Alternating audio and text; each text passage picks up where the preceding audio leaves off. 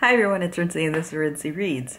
So this is going to be a different video. I'm going to be vlogging today. Today is October 13th. Oh yeah, it's Friday the 13th. That's why I was able to remember that. I'm in Atlanta if you follow me on Twitter or Instagram during this time. By the time this video goes live, it's gonna be like months later. But you might have seen that I went to Atlanta and I didn't really specify why I was there. I sort of hinted at some things because I wasn't allowed to say it yet, but basically I was invited by Fox to go on the set of The Hate U Give.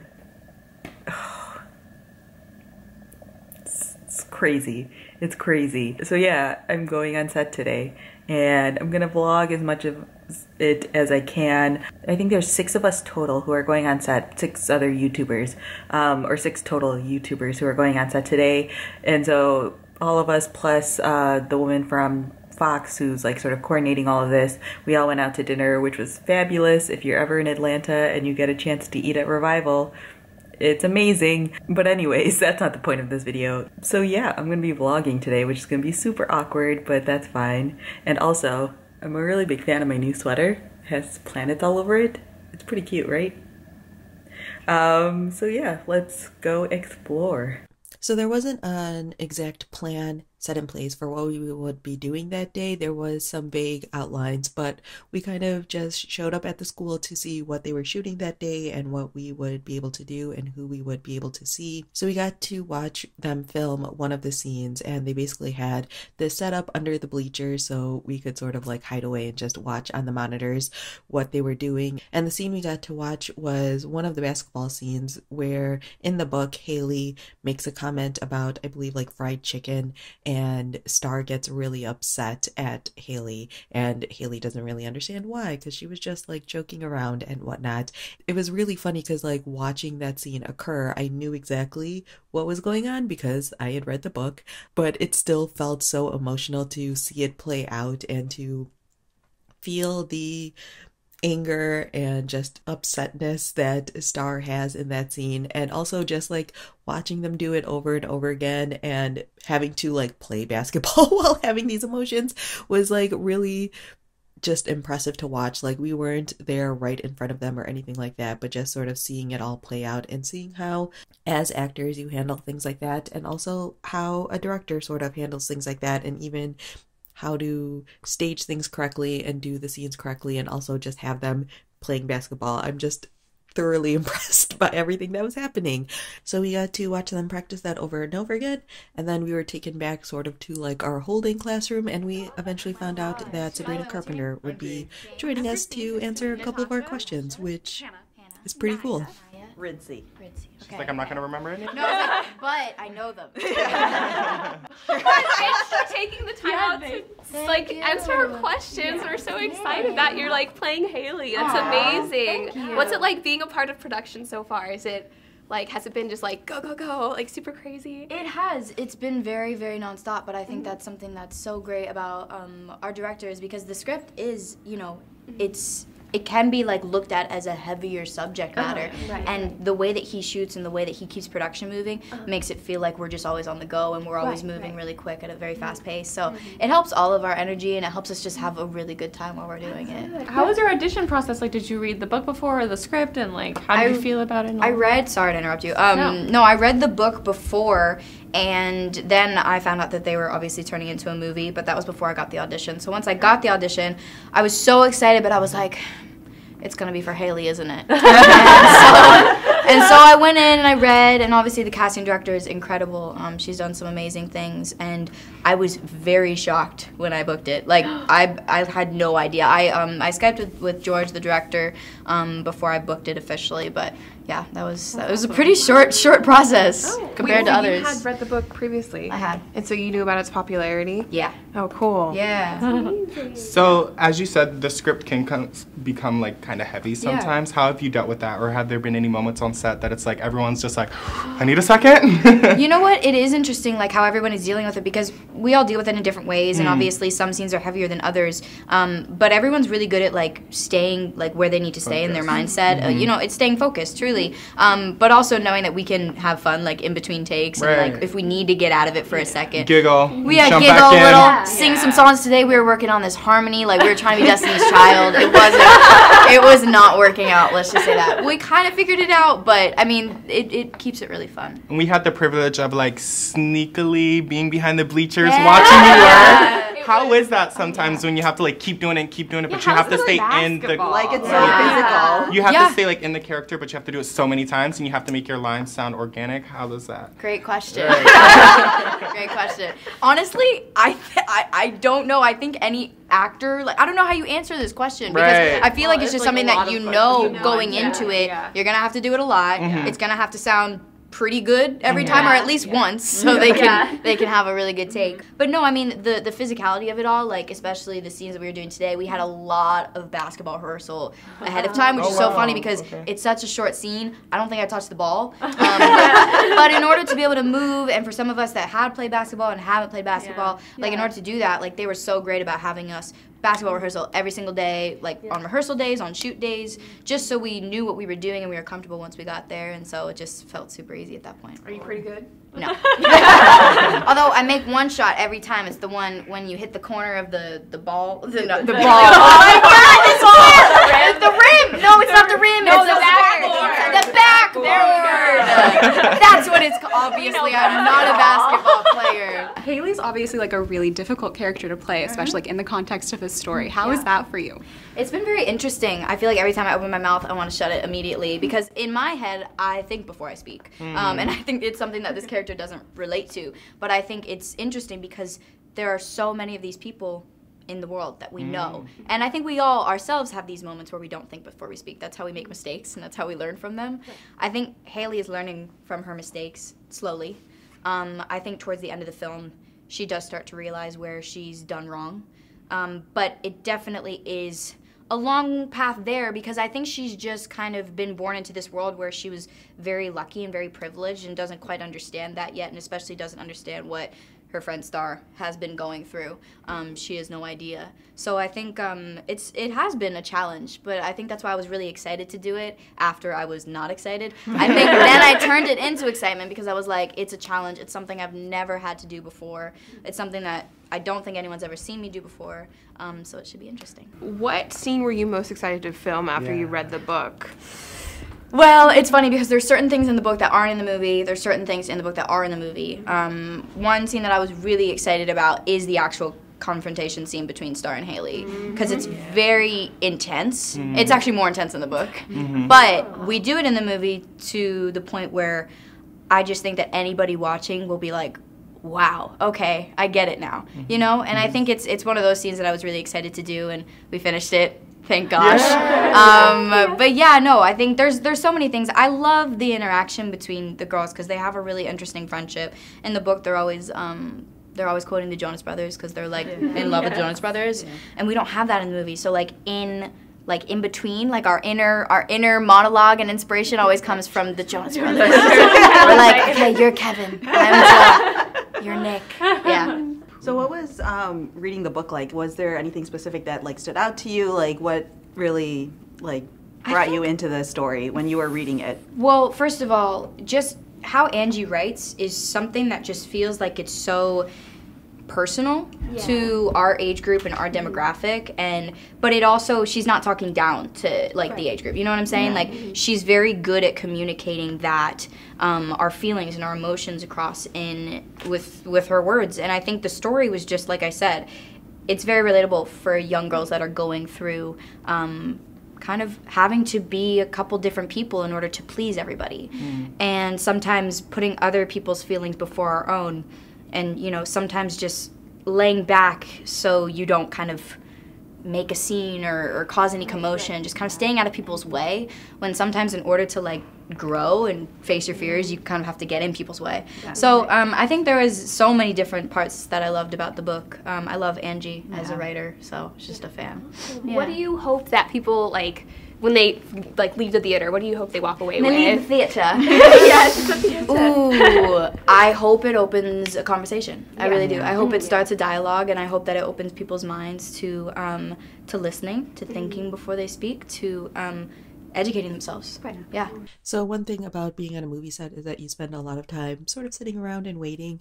But one of the really cool things, or one of my favorite experiences, was the fact that Wick Godfrey was there. He might not be a familiar name to you guys, but he is basically a producer. But what he really does is he reads books and then he sort of chooses what books should be adapted into movies, which honestly, if I was going to have a dream job, that's probably it. But he spent a lot of time talking to us and just answering our questions about different things. So he's adapted a lot of books into movies. He is probably best well known for doing the Twilight books, but he's also done Fault in Our Stars and Paper Towns, Maze Runner. So he has a lot of experience in this industry, and it was just really cool to hear him talking about what he loves about his job and what he loves about being able to do this, and his experiences with like reading books and figuring out which ones actually work for adaptations and whatnot. So when you're like reading the book, do you usually get the phone call first, like, hey, this is the movie, return this to the movie, read the book, and so while you're reading it, do you have like visions of like how you would want to see it come to life, like on a set, or like,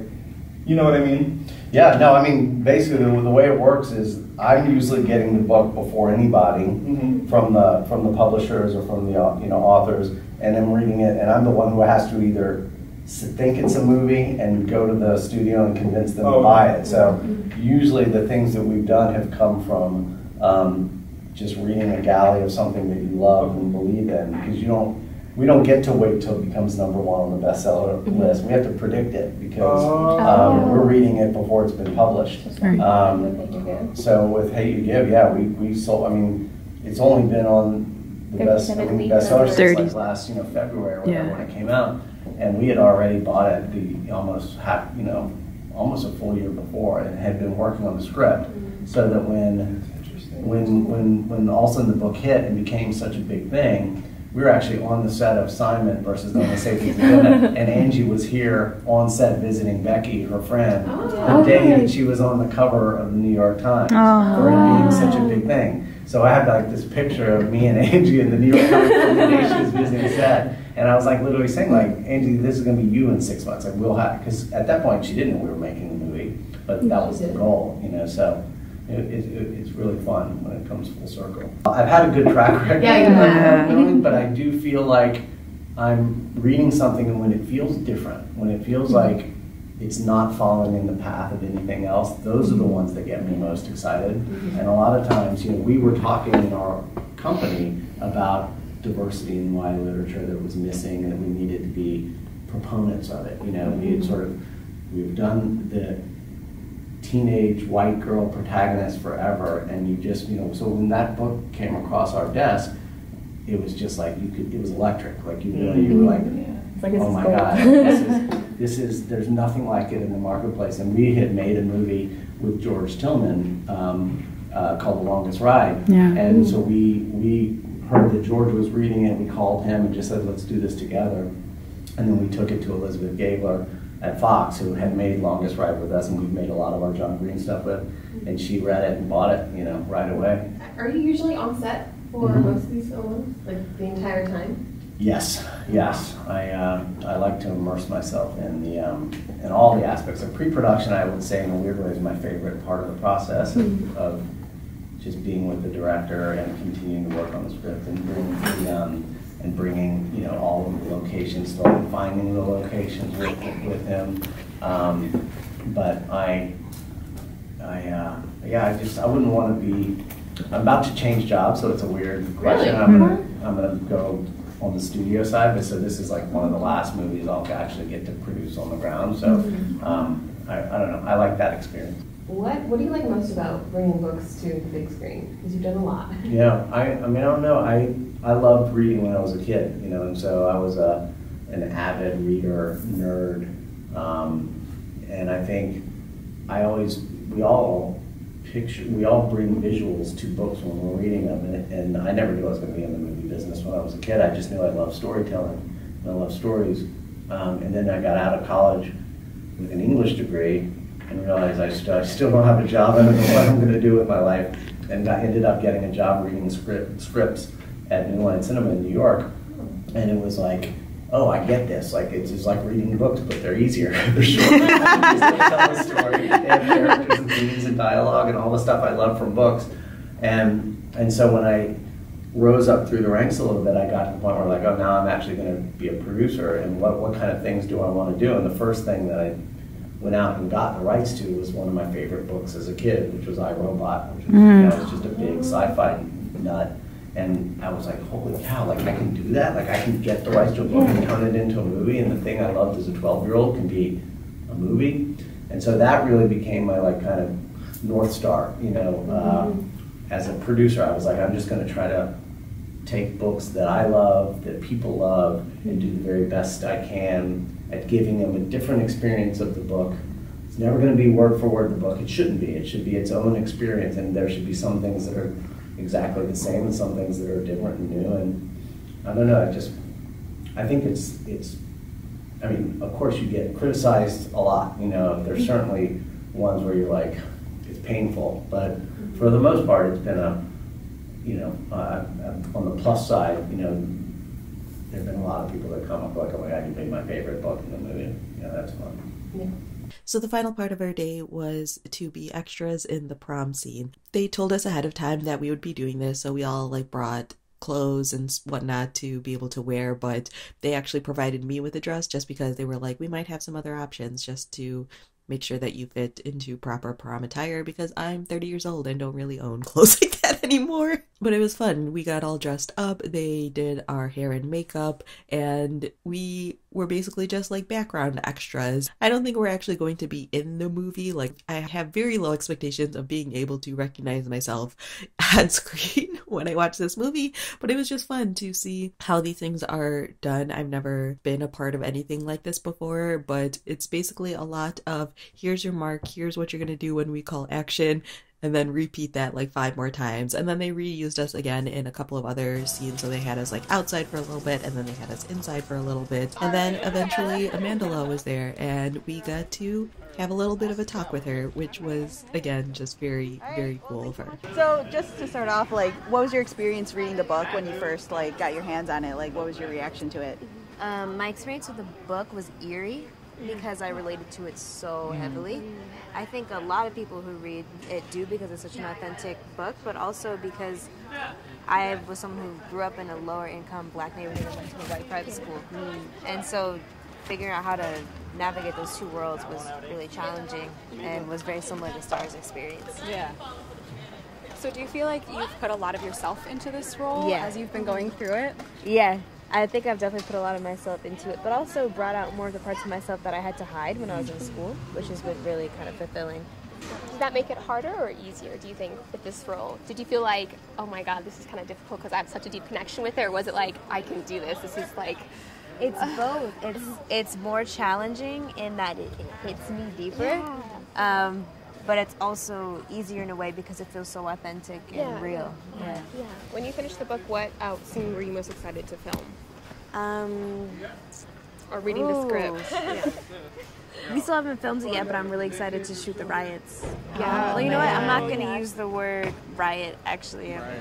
The rebellion. The scene where Star takes the tear gas that's been thrown at her and she throws it back at police. I'm excited to film that. You were attached to it like super early on. How was like the process of like getting started? Yeah, not a lot of people know about that, but I actually was attached before the book was even done. Dang. Yeah. Seriously? There wasn't even How did that happen? Basically the unfinished manuscript of the book was being kind of passed around, and my agency got a hold of it and said, oh, you might be interested in this. My mom actually was the one who found it. She was like, this reminds me so much of you. I think you should read it. And I read it, and I was like, oh my God, I need to do this. And so persistently sought after it, and they were really interested in me, just because of, I guess, kind of how I've utilized my platform to speak on things such as Black Lives Matter. And so they felt that it would be a really appropriate fit, and they had me come in and audition and everything. And Angie was stoked to have me cast, and so that was the most important thing, that we have her support and her love. And what do you hope that people like walk away with when they leave the theater? Yeah, like they could take one thing out of it. They could take one thing from it. What would you want them to take from it? I just want people to see Black people as human. Mm-hmm. Yes. Yeah. Oh, this is like great yellow lighting. So it's the end of the day. It's almost 1:30. Will that focus? Probably not. I'm too tired to wait for that. It's about 1:30 in the morning. This was such a unique and interesting experience. I'm really tired, which is why I'm sitting on the floor and pointing this at the mirror, because I'm too tired to like turn it around and hold it up. It's too much work. So yeah, there was a lot of stuff that happened today that we weren't allowed to like take pictures of personally or vlog personally, just because they're very like protective over like what's getting released and when, which is why I couldn't say what I was doing. Like today, October 13th, 14th, I'm not allowed to say anything. When this video goes live, obviously I'm allowed to say what was going on. But it was really, really interesting to be on a movie set and to see how it all goes down. Like obviously, I've always known that like they do multiple takes and like they have to repeat things a lot of times, but holy cow, that is exhausting. We were basically extras in the prom scene, and not even the entire prom scene, basically just like the stuff outside. But it was kind of fun. Like my like start point as an extra for the first part of that was basically right at the beginning of the walkway, which is like where Amandla walks in, or like comes up in her car. And it was nice because like she came over while we had some downtime and like said hi and was talking to us and stuff like that, and she was so sweet. And obviously like her and Sabrina took time out of their day. I'm sure they were both exhausted and they still were willing to like have a quick conversation with us and talk to us about the book and stuff like that. So yeah, this was a great experience, so much fun. It was great to hang out with those other YouTubers and booktubers. It'd be great to be able to do something like this again, even if it's not like a full be in a scene sort of situation, but even just like getting to be on set and getting to talk to those guys and getting sort of a behind the scenes look. I mean, I've been honestly excited about the Hate U Give movie since it was announced, and then as they were slowly casting people, I got to like more and more excited. It's so great. So yeah, that's all. I need to get all of these safety pins out of my hair because you're not going to be able to see that. There's no way you're going to see that. There's like a million in here and my head hurts. It was fun being able to relive my prom experience, even though it wasn't really like my prom experience because it's not, my prom was not me walking back and forth for 2 hours, but my feet do hurt the same amount as they did after prom, so you know, that brought back some memories. And my head hurts with all these safety pins in my head, and I do have way too much makeup on, so all of those things, the after effects are all the same. It's just how I got to that point is all different. So yeah, anyways, I need to go to bed. I'm very excited to sleep in a little bit tomorrow. Generally a morning person, even like on my days off, I'll wake up early. That's a good look. I'll wake up at like 6 or 7 in the morning. I have a very strong feeling that's not gonna happen tomorrow. My flight, praise the Lord, is not until 1 p.m. so I get to sleep in a little bit, so that'll be nice. Can you hear this? It's not great. Anyways, thanks so much for watching, guys. It's been a fun experience, and honestly, there's no way I would have been able to do this without you guys, because they would not be interested in me if you guys weren't interested in me. Did that make sense? Yes, I think so. Basically what I'm trying to say is if you guys weren't so supportive of me, if you guys didn't enjoy watching my videos, I never would get to do experiences like this. So thank you for subscribing and watching and commenting and engaging and enjoying my videos and whatnot. So yeah, The Hate U Give. It's a movie I'm definitely gonna see. Hopefully you guys will too. So yeah, that's all I have for now, and thanks for watching.